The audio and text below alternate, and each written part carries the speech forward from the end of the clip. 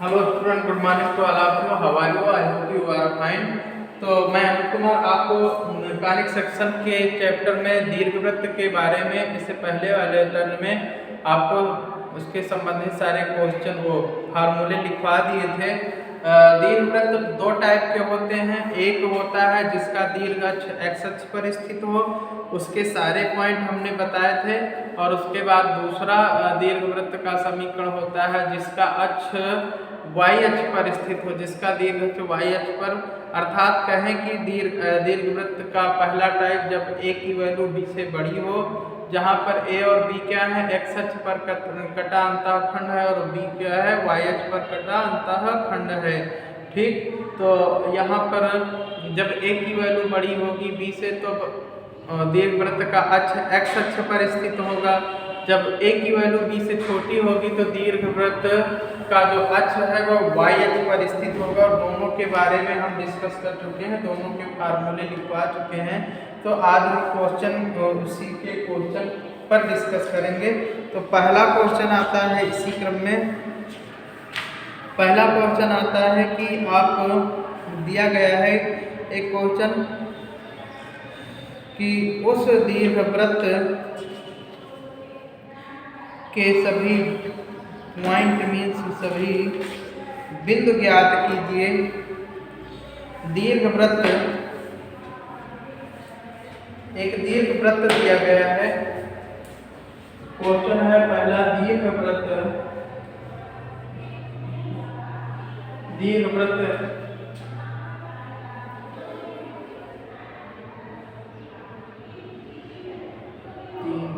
3x² और प्लस,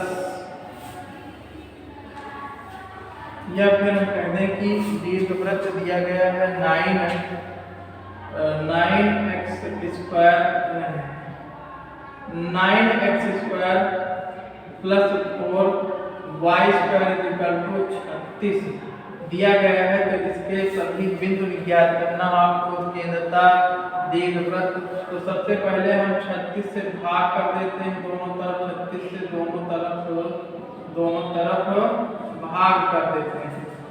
तो सबसे पहले इसे दीर्घवृत्त का मानक समीकरण बनाएंगे हम। ठीक, तो y/36 और ये 36/36, अर्थात हम कहें तो 9 × 36 x²/4 और 9 × 4 36 y²/9 बराबर 36/36। ये मानक समीकरण बन गया है दीर्घवृत्त का। अतः ये समीकरण x² + a² + y² 1 से तुलना करने पर हम देख रहे हैं कि यहाँ पर जो b² की वैल्यू 9 है, अर्थात b ±3, और a² की वैल्यू 4 है, तो a हो जाएगा ±2। जहाँ पर हम ये देख रहे हैं कि जो a की वैल्यू b से छोटी है, अर्थात 3 की वैल्यू b की वैल्यू 3 है और a की वैल्यू 2 है, तो हम ये कहेंगे कि इसका जो शीर्ष होगा, इसका जो अक्ष होगा, अतः चूंकि दीर्घवृत्त a से छोटा है तो अतः दीर्घवृत्त का अक्ष y अक्ष होगा। ठीक, y अक्ष होगा। तो पहला पॉइंट इसका आता है शीर्ष। अगर हम पूछते हैं तो शीर्ष 0, शीर्ष हो जाएगा 0, ±b, अर्थात इसका शीर्ष हो जाएगा 0, ±3। ठीक, उसके बाद दूसरा पॉइंट हमने कहा था कि शीर्ष के बाद आता है अक्ष। अक्ष तो पता हो गया, शीर्ष आ गया। नाभियां अगर हम पूछें तो नाभियां क्या हो जाएंगी? नाभियां होती हैं, सबसे पहले इसकी उत्केंद्रता हम जाने तो उत्केंद्रता E बराबर, दूसरा पॉइंट आता है उत्केंद्रता E बराबर होता है √1 - a² / b²। जब दीर्घ अक्ष किस पर हो? y अक्ष पर हो। तो 1 - a की वैल्यू 2 है, 4, a² 4 है, 9 है, और 9 में से 4 गए तो कितना आएगा? 5 √5/9 9, तो ये हो जाएगा प्लस माइनस √5/3 हो जाएगी उत्केंद्रता। तो उत्केंद्रता हो जाएगी √5/3। ठीक, उसके बाद आता है नाभियां। नाभियां क्या हो जाएगी? नाभियां हो जाएंगी इसकी 0, प्लस माइनस BE। तो 0, हो जाएंगे प्लस माइनस B की वैल्यू 3 है और ये हो जाएगा √5/3। 3 से 3 कट जाएगा तो नाभियां हो जाएगी 0, प्लस माइनस √5।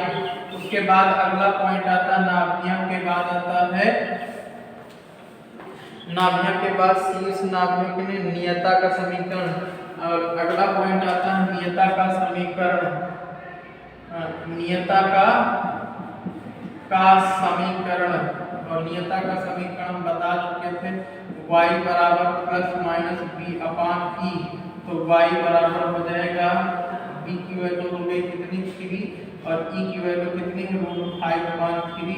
तो हो जाएगा प्लस माइनस 3 3 का 9/√5। ये हो जाएगा नियता का समीकरण। उसके बाद आता है नाभ लंब की लंबाई। नाभ लंब की लंबाई हमने बताया था 2a²/b। तो 2a की वैल्यू a² की 4, b की वैल्यू 3 है, तो 4 × 8/3 हो जाएगी नाभ लंब की लंबाई। इस तरीके से अगर दीर्घवृत्त का कोई समीकरण दिया गया है तो आप इसके सारे बिंदु निकाल सकते हैं। कब? जब आपको मानक समीकरण से तुलना करने पर AB प्राप्त हो जाते हैं, तब आपको सारे बिंदु प्राप्त हो जाएंगे, बशर्ते उसके सारे फार्मूले आपको ध्यान में होने चाहिए। तो आप इस क्वेश्चन को नोट कर लें। तो इसी दीर्घवृत्त का एक टाइप का और क्वेश्चन हम बता देते हैं।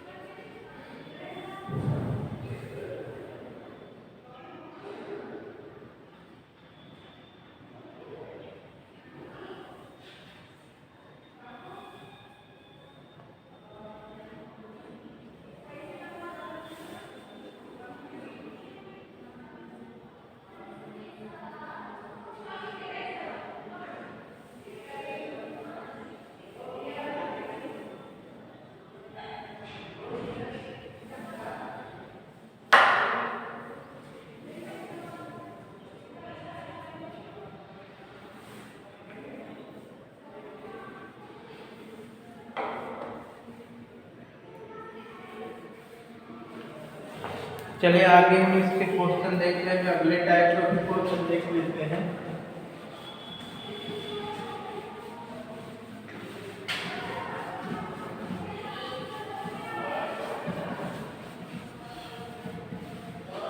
इसी तरीके के आप 2-3 क्वेश्चन हैं जो एग्जाम्पल में दिए गए हैं, इसी टाइप के उनको आप करेंगे और जो एक्सरसाइज में भी दिए गए हैं उनको भी आप सॉल्व करेंगे। इसी टाइप के क्वेश्चन आपके एग्जाम में भी पूछे जाएंगे। तो इस तरीके के क्वेश्चन अच्छे से तैयार कर लेना, ठीक। और अगला क्वेश्चन आता है इसी दीर्घवृत्त का अगला क्वेश्चन हम देख रहे हैं कि कहता है कि उस दीर्घवृत्त का समीकरण ज्ञात कीजिए जिसकी उत्केंद्रता दी गई है। दीर्घवृत्त का समीकरण हमें निकालना जिसकी उत्केंद्रता अर्थात E बराबर दी गई है। E बराबर दी गई है √2/5 तथा बिंदु दिया गया है कितना -3,8। इस बिंदु से होकर वो दीर्घवृत्त का समीकरण जाता है। तो हम जानते हैं कि उत्केंद्रता, अतः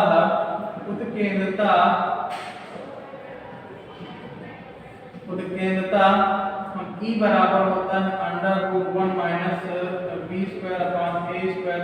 हम मान लेते हैं कि माना दीर्घवृत्त का अक्ष अक्ष x अक्ष पर हो, हमें पता नहीं है तो मान लेते हैं कि हम x अक्ष पर है तो उसी का समीकरण लगाए केंद्रता का। तो e स्क्वायर बराबर क्या हो जाएगा 1 माइनस बी स्क्वायर बटे ए स्क्वायर। तो e स्क्वायर का मतलब आप जानते हैं कि e का मान है 2/5 का स्क्वायर और ये हो जाएगा 1 minus B square upon A square. इसे और हम सॉल्व करेंगे तो हमें क्या प्राप्त होगा 2/5 बराबर 1 minus B square upon A square. तो B square upon A square equal to हो जाएगा 1 माइनस 2/5 और ये 2/5 को सॉल्व करेंगे तो 3/5 आ जाएगा अर्थात B square upon A square equal to 3/5। तो बी स्क्वायर इक्वल टू हो जाएगा 3a square upon 5। B square का हमें मान प्राप्त हो गया। अब हमें निकालना क्या है, हमें ये निकालना है दीर्घवृत्त का समीकरण प्राप्त करना है जिसकी उत्केंद्रता दी गई है। हम आगे कहेंगे कि इसे अगर हम चाहें तो निकाल सकते हैं 1/b स्क्वायर इक्वल टू हो जाएगा या फिर b स्क्वायर ही रहने देते हैं तो b स्क्वायर ही रहने देते हैं, ये समीकरण 1 बना लेते हैं। ठीक, उसके बाद हम कहते हैं कि बिंदु समीकरण बिंदु कौन सा बिंदु है -3,1 से होकर जाता है। ठीक, बिंदु -3,1 से होकर जाता है।